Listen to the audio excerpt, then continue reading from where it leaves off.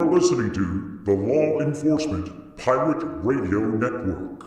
Radio Free Larry presiding.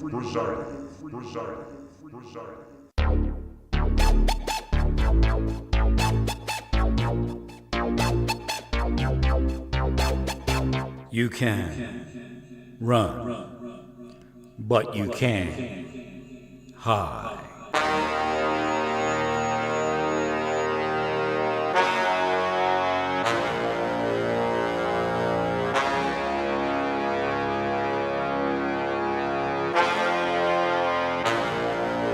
Radio Free Larry.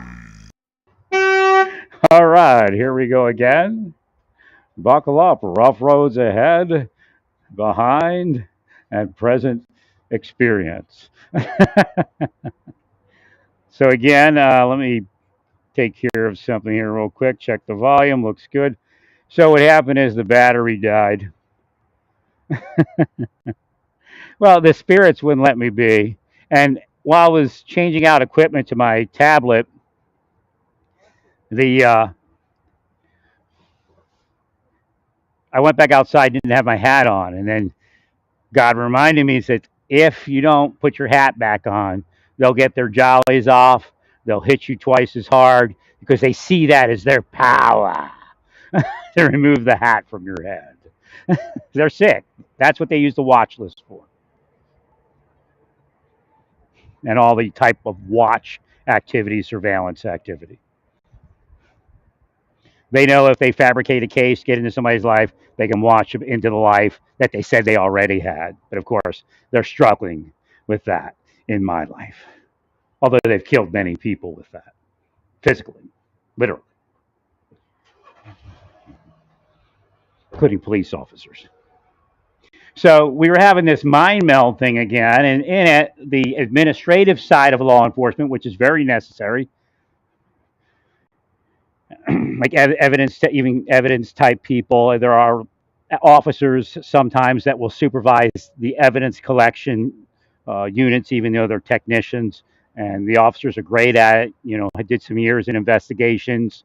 And what they don't want to happen is because they happen to be a lieutenant or a sergeant or even above a captain or whatever it is, they want experience to decide the chain of command in those events. Now, of course, you'll have a chief that'll, let's say New York City, NYPD, he's got all these people, she's got all these people that will just normally fill in. Boom, my team, go. But when we get to places where we don't have that convenience, like we saw in Uvalde, and Uvalde is not the worst case scenario. If this were to happen somewhere even further out, you know, you have a lot of places where state troopers patrol and there's schools there and all that, and there's just not that much infrastructure. So when we were speaking about putting together a state command center, again, there was an internal conversation. I don't have life with anybody and no fault of my own. And, you know, you all are off in devil land and I just happen to be a son of God on the planet and you hate that. I mean, it's just a fact of the evil of this planet and what it's become, and including when it was when Jesus was here, although there were sons of God before Jesus also.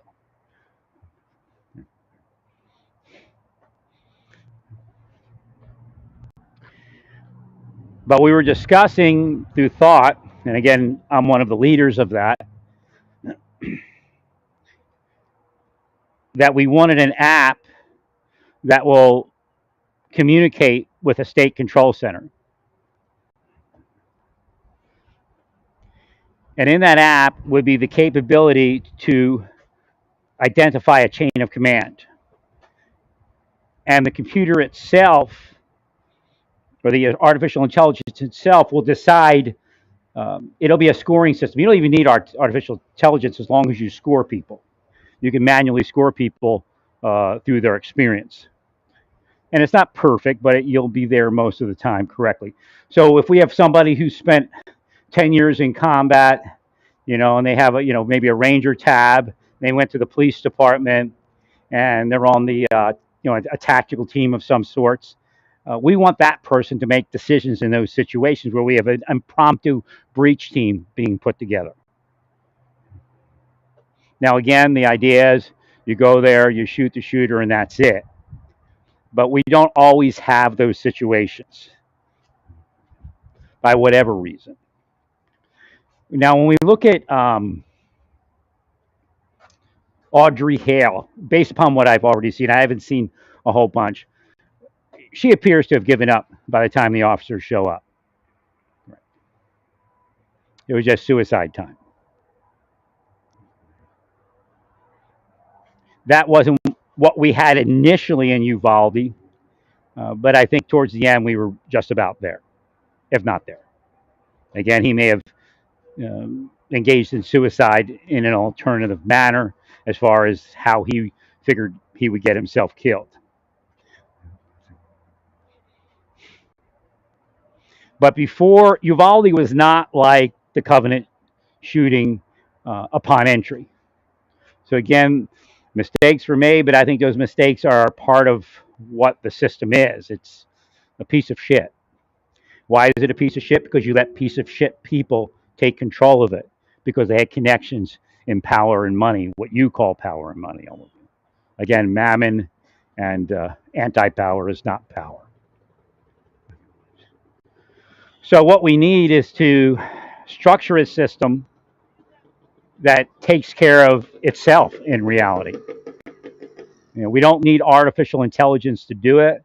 We could create a system that scores people, and when they tap in to an incident, it starts creating a chain of command. Now, it doesn't have to be in stone. If there's somebody on scene that wants to command it, they can. But the idea is this: you're going back and you're attacking people because things didn't work a certain way. And anybody that's been in any real, combat related thing or really stress related training, also, I'm not going to rule out people that haven't been in combat. However, if you've been in anything like that, half of the comedy of errors is the comedy of errors. Murphy is there, and you just accept Murphy. But what you hope is that the overall scheme of the operation is conducted in a kind of organized manner that resembles something of a success. As far as resembling what you planned, well, I mean, yeah. So again, even before I was in combat, yeah, I recognized what a REMF was. So we have a lot of REMFs trying to run things that they have no clue of what they're doing, and then they go back and they want to put people in bad situations, either lock them up or kick them out of the police departments. I mean, that's chicken shit, and I'll say that every day. You still haven't done what you needed to do to make sure these things don't happen.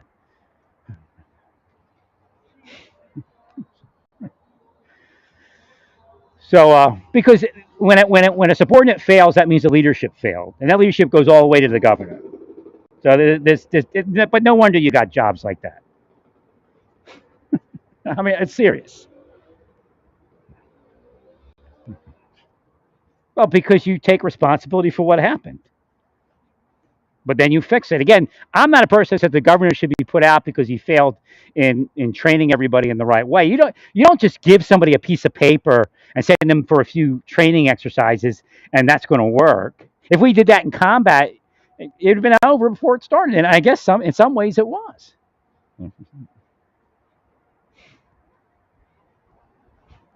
So again, we need to make sure that people aren't put on the spot into something that they're not really ready for or wanting even. There's nothing wrong with saying, hey, this computer said that I'm in charge, but I've been under the weather and I'm just not up to it.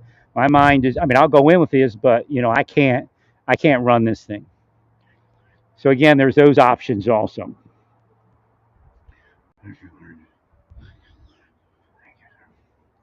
So again, you need your state command centers, you need your county command centers. They need to be connected, but you need to be connected to the people on the street. So we're starting the camera transmission, I guess, for body cams. We need that on a helmet cam for everyone. If you issue a helmet I mean, it's like me when I buy stuff. I'm like, well, maybe I want to buy this $200 thing that I buy once every like 20 years, you know, instead of this $400 one. Then I buy. I'm like, I should have bought the $400 one. I'll never be replacing this thing.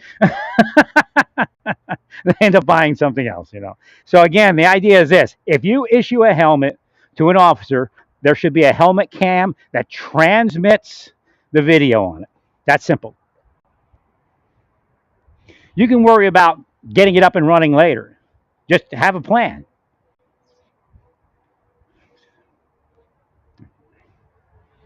And essentially, you could also do something where you have a a cam that goes through the officer's phone. It doesn't all have to be like a 5G camera. I mean, that might actually help better. I don't know. You have to get with the people that build it. But then again, money wise, and the reality of it also fits in. But you could actually link a helmet cam to a phone. The officer has the phone. It goes through the phone. And again, that should be built into an app. This is not like rocket science. This is all basic app stuff. And remember, it's going to be a network system. So your mainframes are going to do a lot of the thinking. Their phone doesn't have to do a thinking. The phone is just going to receive it and send it, including communication. So it could be like a phone app, but a networked phone app, that kind of thing. And you get on the network, and you know they're in the command center, and you're getting their communication. Because again, the idea of the radio, it kind of works but doesn't work. Well, we want several things to go on. We want several uh, receiving communication receptions. We want that video. We want to hear what's going on real time. And it would help if the governor can sit in his office. And again, governor's going, well, I don't want to be that close, that I might get in trouble and they might fire me. You got to get out of that mode. I mean, responsibility is very scary at times, especially in something like that. But there's no other way to lead. There's no other way to make this work. So we have people in these command centers that have experience. There has to be a duty officer. For a county, it's usually just a duty officer. For the state, they can have several people. And I explained to you, you can have your TAC team on duty, on call person and we use Texas because Texas keeps coming up. Texas Rangers, you can have that on duty, on call guy or gal going. Yeah, I was back in the Army when combat arms was only men, so it's kind of, I got to adjust. And when I was in the Marshal Service, I guess you could call them women. In fact, there was very nice women in the Marshal Service. I just never had any in my office. So we have very few women, and these were just atrocious people. So when they're on call, they don't have to be, because then this is your advisory group. This is not the person running the command center, but they're on call. So when the incident goes down, they come up online. Yet the other day, here's another incident: a fugitive, a very high-profile fugitive. What do? Well, first we take the military drone that we have patrolling in Houston and divert it up to, what was it called, Cleveland? And that's really where we should be. I told you maybe 10, was it 10 years ago? I guess we're getting to 10, about 8 years ago, I think would be realistic, maybe even 10, to start looking into that. And then when the drawdown hit, I said, this is the time to get them. And if we would have gotten them, and we would have allocated it to law enforcement, then the drones that went to the Ukraine would have been newer anyway. They would have sent them anyway. They just would have used newer drones. We need observation drones, and we need them overhead recording the movement and what's going on down below. You would know which direction he went. If you had a drone up in that area within again, the drone couldn't, well, what was the call? You have to look at the 911 call. If the 911 call comes in with shots fired, yeah, probably, but it's kind of outside Houston. It may not get the go-ahead to go up there. But once we had bodies, then it goes. And I guess it was about a 12-minute drive there. And again, based upon you thinking you had him in the thicket, you probably would have seen him come out of that thicket, possibly. I mean, I don't know how heavy the scrub was. And the question is he really out of the thicket? I don't know what's going, I don't know what's going on at that level.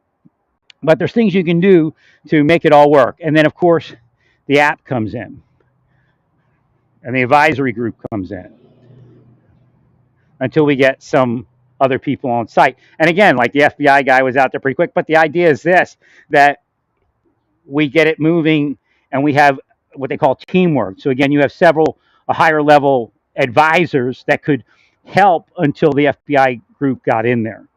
A lot of times, crime scenes and investigations and fugitive operations are ruined in those first minutes to hours of the operation. So that's where we need to work.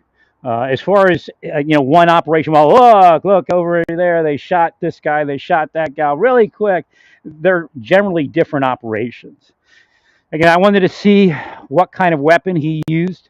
Did he have a basic AR-15 or did he have a high-tech AR-15? That's another thing when you go into essentially battle with an AR-15 is how accurate is it? What are the chances of it misfiring? How fast is the cyclic rate? What is the recoil? If it's one of those fine-tuned machines, it's a lot less likely that the person's going to have any issue in killing you. And again, scopes and all of that have different quality of accuracy and infallibility.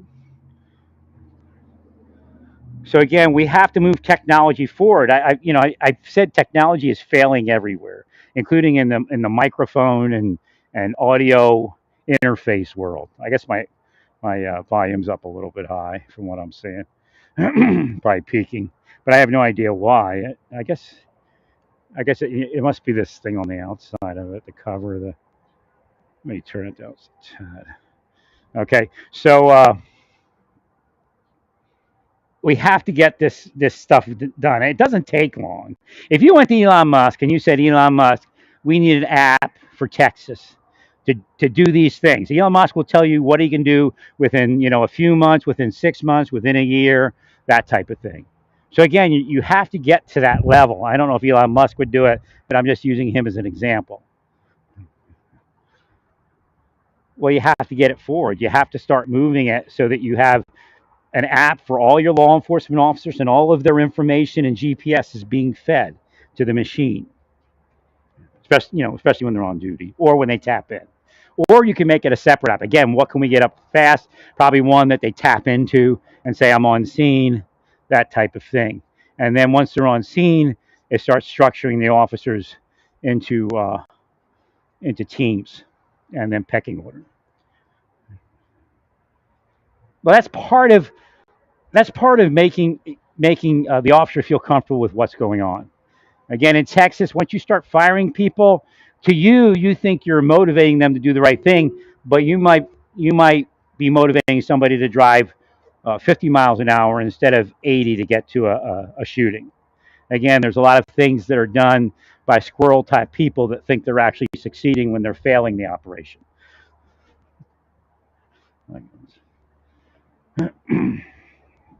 Now, it did more harm than good. Firing people did more harm than good. Well, you just hit them with a little something so they remember. And then a year later, they're back to a clean slate.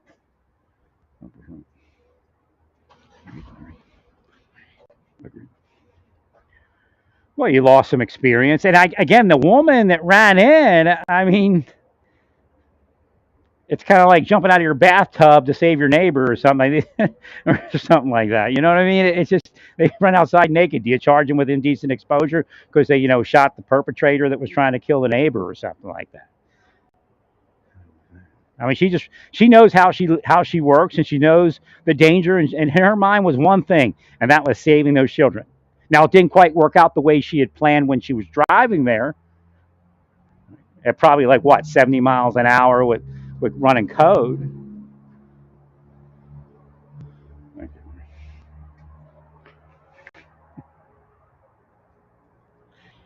So again, the plan was flawed. the training was flawed, and maybe it's because it just wasn't enough time to take root. So again, one of the great things that had occurred when we went to the Persian Gulf is we had trained for so long on so many different things and so many different realistic scenarios that we were just that ready, and it worked.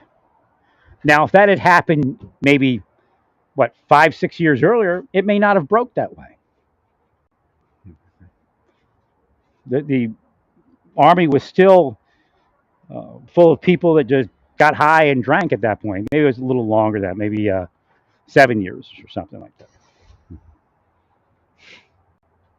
So we hadn't really trained that well. We didn't have mechanized units that actually were like physically fit. They were just, beer hounds. And even though they drank even in the 90s, it just wasn't the same as it was. The body could bounce back better because we had, like the Big Red One was actually uh, as physically fit as the 10th Mountain Division. That back in the late 80s, the late 70s, early 80s, the military wasn't like that.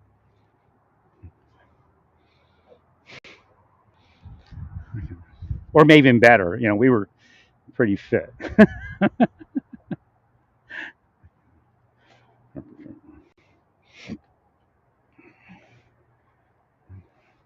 So I think that's still a concept today, but that wasn't in the 70s and before like the first days of the military for me, first years, that was not something that was normal. They were just a lot of times they failed in physical fitness, and then you have trouble with everything else because the body's not ready to absorb whatever the shock is. So again, that's some of the people too. They know they're not physical. They know they're not ready, but they have rank. And if they show up at a school shooting, they don't want to be thrust into leadership position. So again, it's something we can do digitally and electronically, and they can opt out if they want. But again, they don't have to opt out if they're not really there. So the system could take into consideration physical fitness, all types of things. So again, eventually it'll be artificial intelligence, but we can do it now with just basic computing and mobile device type things. And the idea is to not get to that point if we don't have to. We have a slew of mass shootings that could have been avoided. And I think, again, having the command and control centers talking to one another, a reporting system for any firearm-based police interaction, no matter how stupid it is. Again, it's not the idea of deporting every immigrant or stealing everybody's weapon, but we have a system that we say we agree to. We got to make sure that we can enforce that system.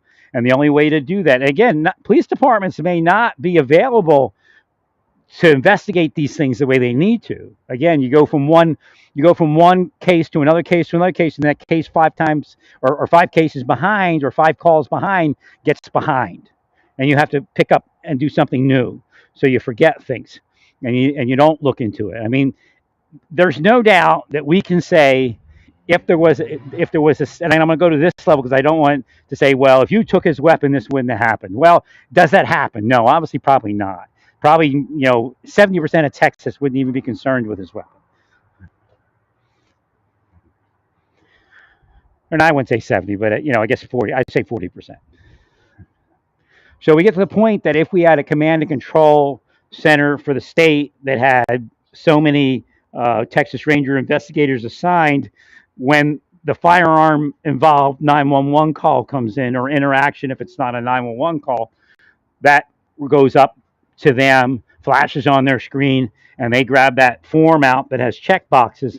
Okay, legal identity. Was there a legal identification conducted?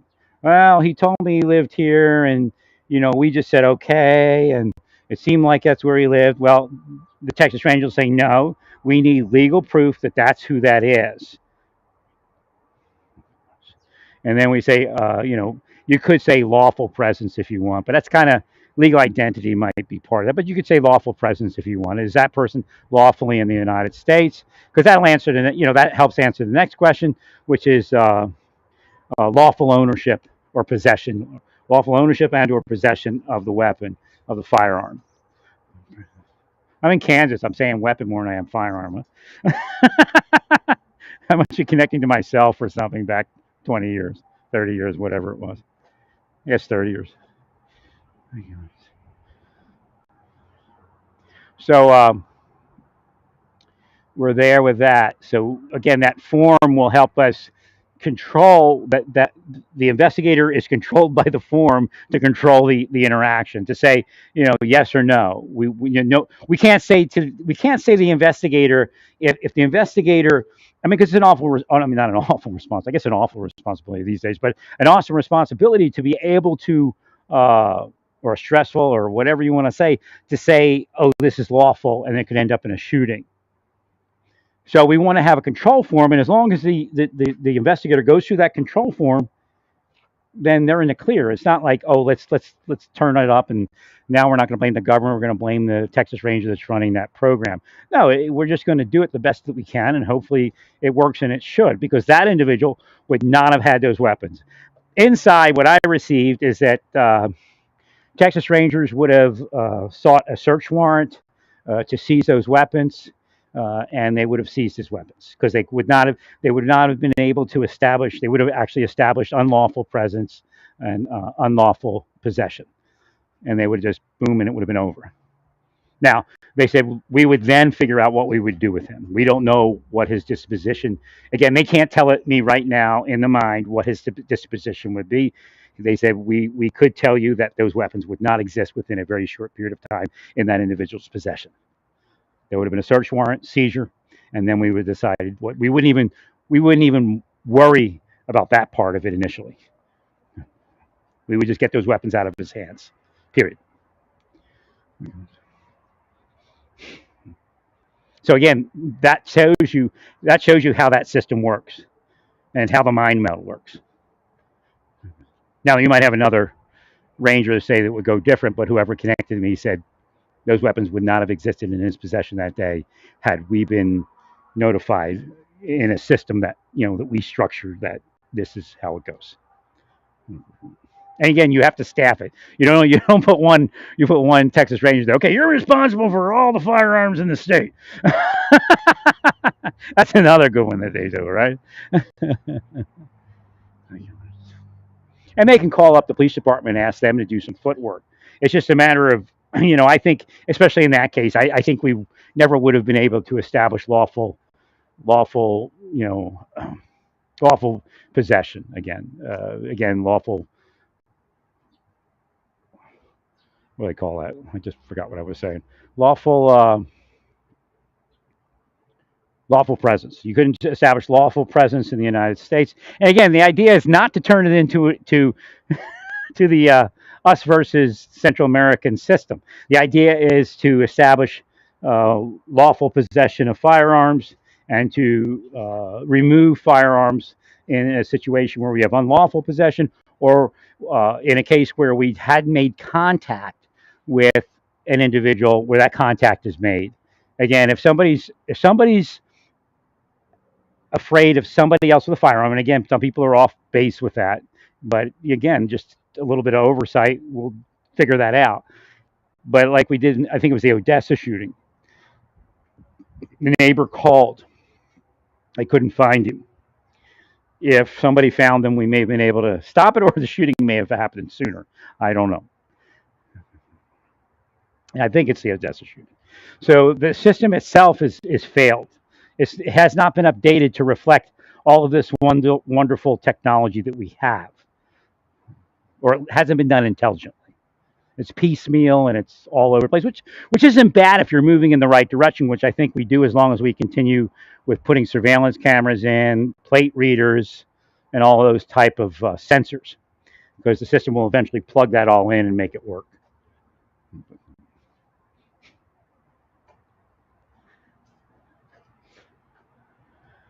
So that's what has to happen. That shooting would not have occurred if we had the right command center structure. I know you don't have a lot of officers, but we can become creative and we can do a lot of things with that. Again, we have what's called analysts. You can hire analysts. You can borrow analysts from the military sometimes, and those analysts can sit in there, and you could have like one Texas Ranger and five analysts, or two Texas Ranger investigators and five analysts, or whatever however you want to do it. Now the advisory team in the command center, your fugitive people, your executive protection people, your physical security people. Sometimes they cross over, but you have your best people for each thing, and you have them as an advisory group that can advise. And you have them on call too for the state, where somebody from a local district would interact with them, or a local precinct, or whatever it is. There's that thing. You ever see where the big bird gets attacked by the little birds? I haven't seen that in years. That's actually a bad sign. I don't know what it is. That happened around 9/11. Oh yeah, we brought up 9/11 the other day, right? So again, that sounds like a 9/11 type of vision, where little birds attack the big bird, or seeing thing, sign, I guess they call it. So that fits with the other, not black 9/11 black that I was talking about. Yeah, one big black bird being attacked by little black birds. No, it isn't racist. Go away. It doesn't mean that. It does. It said we're not okay. I just spoke and it said something in my head when I looked at the meter. It went into the yellow. It has nothing to do with my volume for some reason, but it went into the yellow. We're not in the red on 9/11 black. We're in the yellow.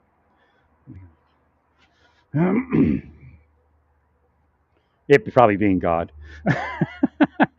God has different presentations because they block God, they out God, they curse God. So God on this planet, this is not the Father's kingdom. So there's reactions against God. So God has to come in a different form. Sometimes something very not non-personal, just kind of a vision or a sign like that. And when I said it said, I didn't hear words. It was just a thought, but I call it said. It was God's, most likely God. Because it's not me, I know that.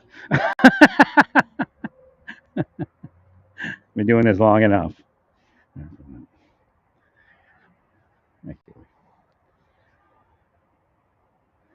So I guess that's really all there is for now. Just we have to keep moving as far as that kind of thing, and make sure that we get it done. Get her done. So it's a wonderful system once we get it up and running. I mean, maybe you have something and it's not working. You may have moved on it. I don't know. But again, that may be the enhancement you need to have the control ticket with it. And it's a control form. You have boxes they check, and then again there'll be a. I don't know if we can afford putting it in a folder or something. I don't know. We have to maintain a log of this. I guess digital. But the control form. I guess you scan it. I don't know what you have. I haven't been in law enforcement so long. I don't know how I guess take a picture of it. I don't know. But you have the control form, and then you check the box to say that person lawfully has a weapon. Then you won't have a mass shooting in Texas like you just had. And that's the bottom line. That would have I already have a Texas Ranger telling me that if a Texas Ranger knew that situation existed and their assignment was to establish an oversight of that particular 911 call or several 911 calls, that individual would not have weapons or firearms that would have been seized. And I guess it's probably an ex-military guy or gal. But I'm connected to that person. Weapons keeps coming up also. There's probably a stronger military connection in Kansas, in this area. Again, Missouri being Fort Leonard Wood, my alma mater. Alma mater. Alma mater. Isn't she like Hindu?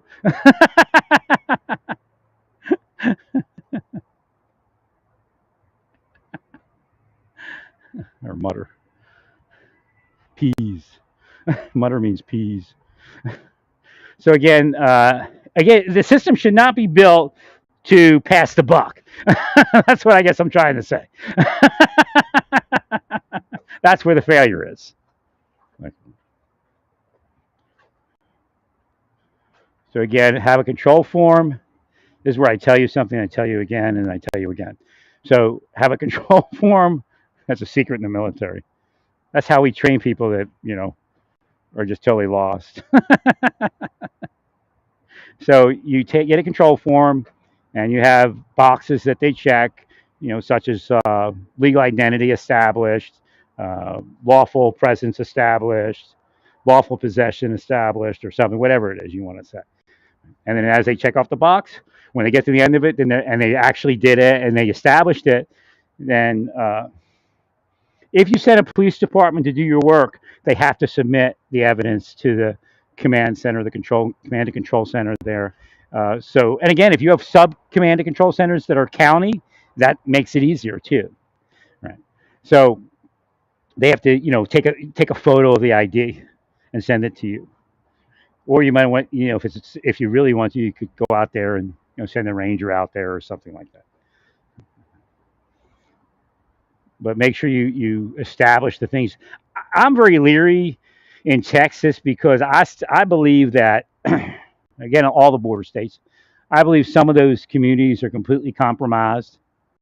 And I think, if you send them out to establish lawful or legal identity, they might lie.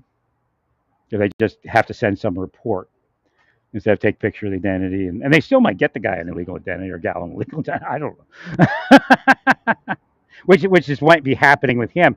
If he was connected to anything unlawful, like in organized crime-wise, he could already have a new identity, and all. He could be up in New York with a new legal appearing identity. He could have a social security card and other such identity, driver's license. But he could be dead in the thicket, and you may have missed him. Just make sure he's not in that thicket, like we did with Brian Laundrie. It took us a while to find that body. It's not hard to figure out how I get like this, right? You just from things that used to happen to us, or did happen to us.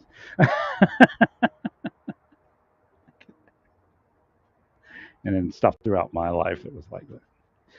We did something and missed something. So that way we know that we establish what we need to establish in those calls. And, you'll probably be seizing some weapons. That's basically the gist of the mind meld. That will be seizing some weapons. Now, again, Texas being a free ownership state, but, you have very few laws there. At least enforce those. And you probably wouldn't have to tighten the laws. Now, the only thing we do have an issue with is that initial purchase. And ATF, I think, is with me. They just can't say much. The red flag laws, yeah, here or there it would work. Our major issue is the waiting periods. And again, what's her name? Congressman Giffords. She was big, and her organization is big on waiting periods. 3 days, yeah, maybe 1 out of 15 people. We need at least 2 weeks, but I want 30 days, and I don't think that is out of the ordinary. I mean, most people can't get a license in 30 days. A license to drive a vehicle in 30 days. So I don't think 30 days is that outlandish to take possession of a weapon, and again, a firearm. But again, there should be a waiver process. So if there is an exigent, again, if you're a law enforcement officer, most likely you're not going to wait 30 days. If you're a security officer and there's a need for an additional weapon and your organization submits a request into the chief of police for your location or something like that, I guarantee that somebody will find a way for you to receive a weapon, firearm swiftly if you need it. But when we're speaking about a general person buying a weapon, we're looking at these millennials having a lot, or a little bit older, having a lot of issues with understanding the risks of of that whole event. Or I guess not risk, but the importance of not engaging in that. For some reason, they're made to believe that there's some thing at the end of this thing that would be wonderful if they would just buy a firearm and do what they're doing with it. So, uh, with that happening, we need to make sure we build a system that doesn't allow them. Again, in 2 weeks to a month, a person can absolutely find a reason not to be harmful to other people. An investigator that is investigating a young person, first time purchase of an AR-15, can absolutely find something to say, wait a minute, we need to look at this closer. I've had people say that we could cause that person to not buy it. Not wanting to do that, but based upon just doing a little bit of role playing or a little bit of rusing, they would just walk away from it. So we wouldn't even have to arrest that person. They'd be so, like, wait a minute, they know what I'm doing, and they go another direction. So again, getting the time to actually use the skills and the systems that do succeed over the years, 2-3 days is not enough. What you're doing is you're just doing like a cursory investigation of whether they're a felon or something like that. That's not, when we have what's going on and we know that people are abusing the system by going in and they're buying a firearm with the intention of doing harm, and the system can't catch up to them, and they know it. But yet, if the system had another week or 2 weeks, they could, just even looking at social media, would say, you need to send an agent out there and look at what's going on there. And then most likely, I don't know what, again, what they said to me is they could actually dissuade people that were planning something because they've done it before. But then again, some people need help, and there would be intervention. Well, they could send an agent just to have a conversation with the person, either saying they're an agent or just walking up and talking to them, or talking to their friends, talking to their family. Well, if you want free purchase of firearms, as far as no restriction on the type of firearm, you need to present a system of investigation that allows that to be safe, where everybody eventually buying a firearm is honestly checked out. And the system would be like artificial intelligence. Again, there's indicators of why somebody should be investigated at a higher level than someone else. Again, the guy in Las Vegas would have been one that, even though he wasn't a new purchaser of firearms, he had purchased so much in that period of time that he would have been looked at closer. I don't know what the investigation would have showed for sure, but it would have looked at him if we told him he had to wait 30 days and do a real investigation of who he is. And then because of the type and a number of weapons. And then when we look at Audrey Hale, that was her first purchase of a firearm, and it's an AR-15. She would have got looked at, and they would have had 15 to 30 days to do it. Again, first is establishing a priority within the system so that we're looking at the people that need to get looked at. Second is having the time to look at them with sufficient accuracy to ensure that nobody purchases a firearm to solely engage in a murder or a mass shooting, etc., or robbing a bank even. Wait, this guy bought a mask and now he's getting a firearm. Isn't that the FLETC thing? I think when they train you to be a criminal investigator, they talk about people, overt act being buying a mask or something for the effectuation of some crime.